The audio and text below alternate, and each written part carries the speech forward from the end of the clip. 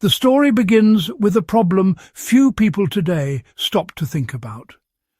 Field marshals during the Second World War were responsible for entire armies, yet when they moved between fronts, travelled through unpredictable terrain, or evacuated during sudden offensives, they often found themselves with no guarantee that supply lines or staff officers would keep up. The rank looked prestigious, but in practice it meant operating in unstable conditions where communications could break down, vehicles could stall, and headquarters could be overrun. The official manuals listed equipment for riflemen, medics, radio operators, even tank crews, but nothing existed for the highest-ranking commanders when things went wrong. That gap led many field marshals to privately assemble kits the army never acknowledged, collections of small, essential tools and materials meant to keep them alive, oriented, and able to command, even if everything around them collapsed. These kits were practical, compact, and deeply revealing of the priorities of men who had lived through the First World War and were determined not to be caught unprepared again. This opening isn't meant for drama. The reason it matters today is simple. The items they carried weren't about rank or prestige. They were about practical survival under stress. Modern civilians, homesteaders, emergency planners, off-grid families, and anyone who keeps tools around the house will recognize the logic. They focused on fire navigation, signaling, improvised repairs, and basic medical stability. None of it relied on electronics, batteries, or fragile gear. Everything had to work in mud, snow, heat, or chaos.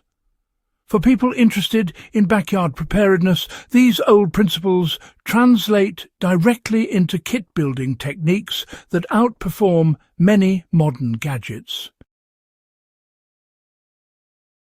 The first category of gear focused on guaranteed fire and light because, well, a leader without visibility loses control fast. In many recovered kits, the central items were waterproof fire starters, windproof matches, and small paraffin-coated candles. These were not luxury items. Commanders sometimes worked inside blackout zones and couldn't risk electric lamps being spotted from a distance. Candles provided low-signature light for reading maps and writing orders. A modern application is straightforward. Keeping a small waterproof fire kit inside a shed, garage, or vehicle ensures you can start controlled heat for tools, warm a frozen lock, or create emergency light when power goes out. Paraffin-coated candles are still sold and still withstand damp conditions better than many modern alternatives. The wartime lesson here is reliability. One source of light is never enough, and redundancy prevents panic. The second component focused on navigation that never depended on radios or vehicle instruments. Field marshals often kept pocket compasses, regional map fragments sealed in wax paper, and grease pencils for annotating orders on the move. They understood that when convoys broke apart, a commander might need to reroute troops or find the nearest fallback position instantly. The civilian translation is just as important.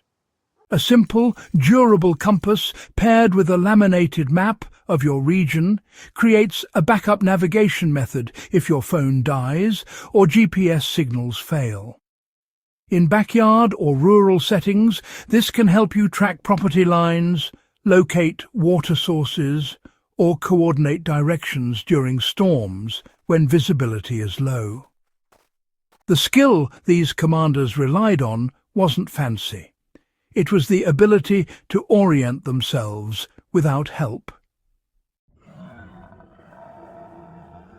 The third category involved field repair tools that could fix clothing, gear or equipment well enough to keep moving. Small sewing kits, spare uniform buttons, short lengths of stout cord, beeswax for thread strengthening and pocket-sized sharpening stones were common. Field marshals knew that a torn coat, snapped strap or dull knife wasn't an inconvenience. It was a liability. Quick repairs prevented larger problems. This translates neatly into modern practice. A compact repair pouch in a workshop or backyard shed keeps tools functional without requiring full replacements. A small sharpening stone maintains garden shears, pocket knives or pruning tools. Short lines of cord can mend broken gate latches or secure damaged tarps. These wartime kits remind us that maintenance is preparedness. The fourth component, you see, centered on medical stability rather than full treatment. Field marshals typically carried compact antiseptic solutions, bandage rolls, and medications for shock, stomach distress, or fatigue. They understood that their job wasn't to perform surgery. It was to stabilize themselves or an aid long enough to reach proper care. For civilians, this principle translates to a simple, well-sealed first aid kit focused on cleaning wounds, stopping bleeding, and preventing infection. In a backyard setting, this can be the difference between a minor cut from a tool and a multi-day infection. The wartime logic was to prevent small injuries from turning into operational disasters. The last component involved signaling and communication without relying on fragile infrastructure. Whistles, compact signal mirrors, and short-coded message cards were common. These allowed a commander to regain contact after dispersal, alert troops in low-visibility conditions, or mark positions without firing a weapon. Modern equivalents are just as useful. A whistle can alert neighbors or family during emergencies without requiring power. A signal mirror can reflect sunlight to attract attention across property distances. The principle remains unchanged. Simple tools outperform complex ones when everything else goes wrong.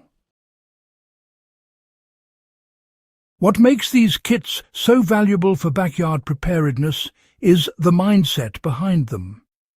These men were not stockpiling gear.